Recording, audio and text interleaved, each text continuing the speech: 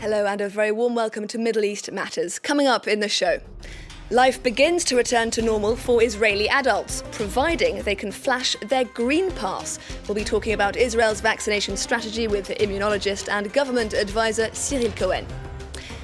Iran suggests it could ramp up its uranium enrichment even further as Tehran imposes fresh restrictions on visits to its nuclear sites. And we'll also be heading to the Cairo neighbourhood of Heliopolis. Once held up as a masterpiece of urban planning, it's now a noisy patchwork of motorways and roadworks.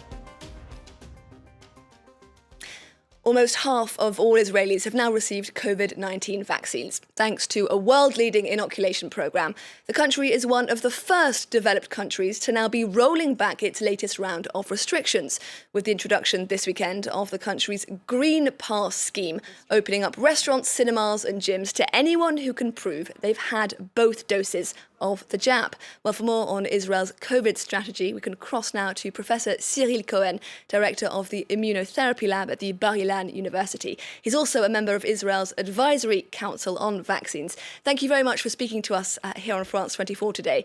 Now, Israel, of course, is held up as a real success story when it comes to vaccinations. How is that success translating into infection rates? Yeah, thank you very much for having me. So basically what we have seen is that a real reduction in, I would say, infections. For example, 3 weeks ago, we were still around, a daily infection rate of 8,000 cases. Today, we are around 3,000. But most importantly, I have to say that we have seen a real decline in the severe cases. We moved from 1,200 to now or barely 800. So these are really great news. The problem we have today is that the population that is not vaccinated, for example, mainly the younger people, are actually flooding the hospitals. Now, we're just a couple of days into the introduction of the Green Pass for people who've been vaccinated. It is, of course, still early days, but how's that going so far? So far, it has been going very well. Every citizen can get his green pass. Every citizen that has been vaccinated with 2 doses and after 1 week after the second dose, or people that recovered from the disease can get their green pass. As you can see here, you can get that on your cell phone. And this gives you access, for example, to gyms, to sport events, to concerts. And I have to tell you that since the majority of the people in Israel are in this category, meaning either vaccinated or recovered from the disease, we have less of a struggle and antagonism against that practice. Again, some people are, of course, not, I would say, pleased with that, because this means that certain part of the people is not allowed to do these things. But we really hope that with time, more and more people will get vaccinated and that they will be eligible to those activities. And is there a hope then that this Green Pass will possibly push some people who are maybe reticent, sceptical when it comes to jabs, to actually biting the bullet and getting the jab?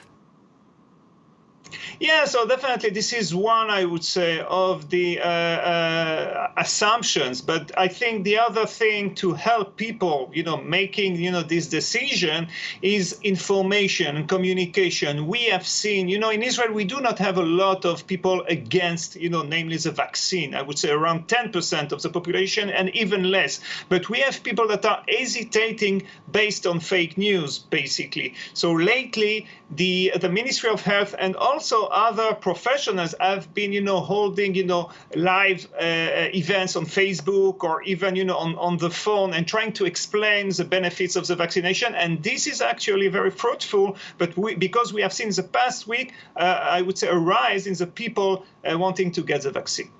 Now, we know that rates of infection have been extremely high, particularly among Israel's ultra-Orthodox community, a community that is generally rather reluctant to get vaccinated. How do you go about changing attitudes in that community specifically?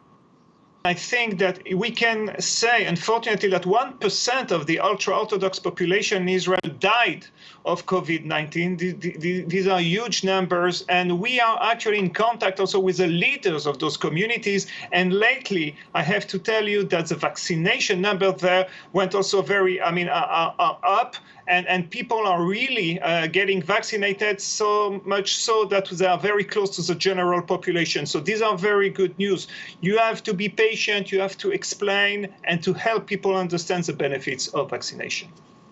Now, the vaccine rollout has just begun in Gaza, with doses secured by the UAE and also the Palestinian Authority. Last week, Israel was widely criticised for blocking a delivery of vaccines to Gaza.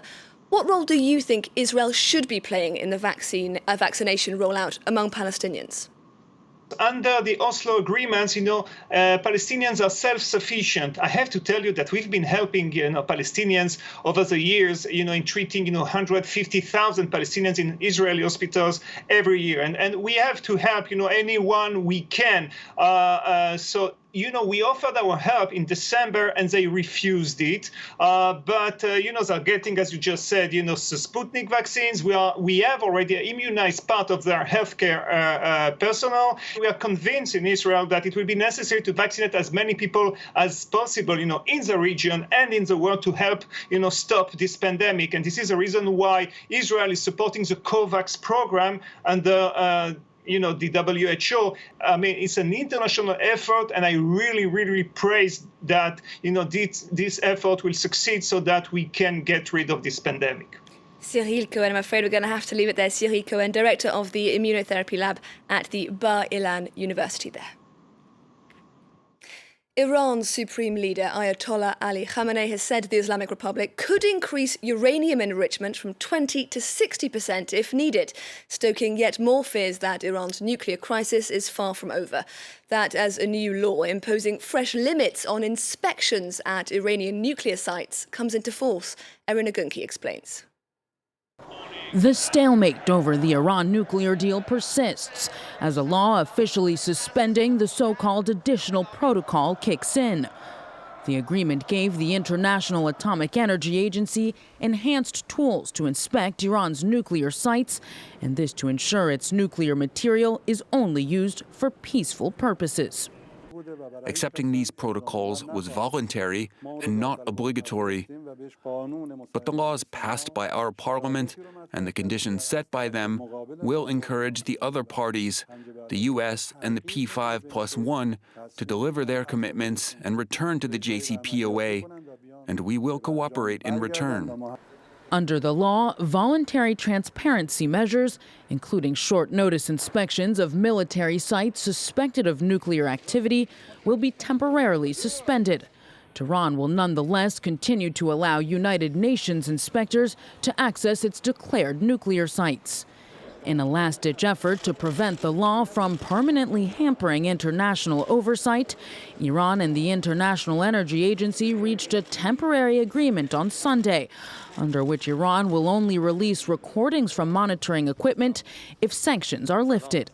در 3 ماه آینده دوربین‌هایی که فراپادمانی روشن هستند روشن بمانند، اما هیچ فیلمی چیزی از اونجا در اختیار آژانس قرار نگیره و همه اونها نزد سازمان انرژی اتمی ایران.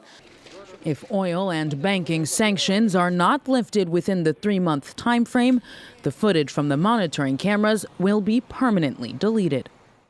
For decades, Heliopolis was known for being one of Cairo's most affluent and attractive neighbourhoods, with its own distinct architectural style and excellent transport links to the capital. But today, swathes of Heliopolis resemble a construction site, with many locals saying they feel their home is being sacrificed as part of the government's push to build a new and shiny administrative capital up the road.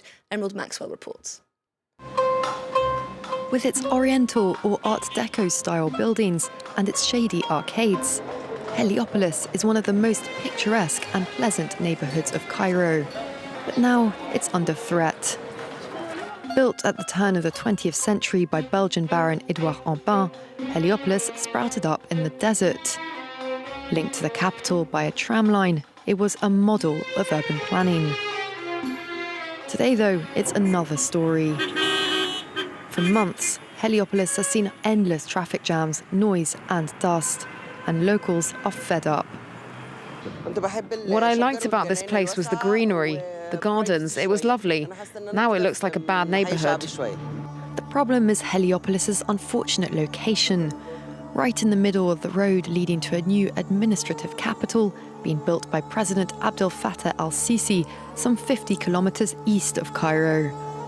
It's a colossal construction project progressing at breakneck speed and making casualties of anything in its path, including thousands of trees. Heliopolis' tramway is no more, and its avenues have become a crisscross of motorways. The result is kilometres of high-speed lanes and half a dozen bridges and interchanges going right through the residential district. Pedestrians, meanwhile, have been forgotten, with barely a crossing in sight. And the number of people knocked over or killed has spiralled. This road traffic specialist is infuriated at the officials who built the 6 or 8 lane highways with not a thought for pedestrians. We're talking about pedestrians as if it's one line item in the problem. These are people. We're not talking about a natural disaster. We're talking about a premeditated disaster. In Egypt, daring to even slightly publicly criticize the military regime can be costly. So this Association for the Protection of Heliopolis' heritage had to tread on eggshells to voice their opposition to the construction. Mais ce projet a été fait direct, rapidement. On a essayé de s'opposer, mais on n'a pas réussi. Maintenant, on essaye de ne pas s'opposer au projet parce que c'est un fait accompli, mais d'essayer d'atténuer les conséquences. Not everyone is unhappy about the new infrastructure, though. President Sisi has some loyal fans in Heliopolis, keen to talk up his merits in front of our camera. What he's done is great. He's built new roads and he's widened others. Now we have clean roads. At least with him, there's order. This urban planner, meanwhile, has created his own private oasis on his balcony. It doesn't, of course, replace the public spaces buried under tar and concrete, but it helps him stay hopeful for Heliopolis' future. We saw a lot of urban regeneration and rehabilitation projects that took into consideration the historical layers, and basically even maybe in 20, 30 years, we can remove the bridges and we can get back the urban fabric itself. In the ever-expanding megacity of Cairo, only the pyramids still stand in the way of this pharaonic wave of construction. That brings us to the end of this edition of Middle East Matters. Thank you for watching. See you again next week.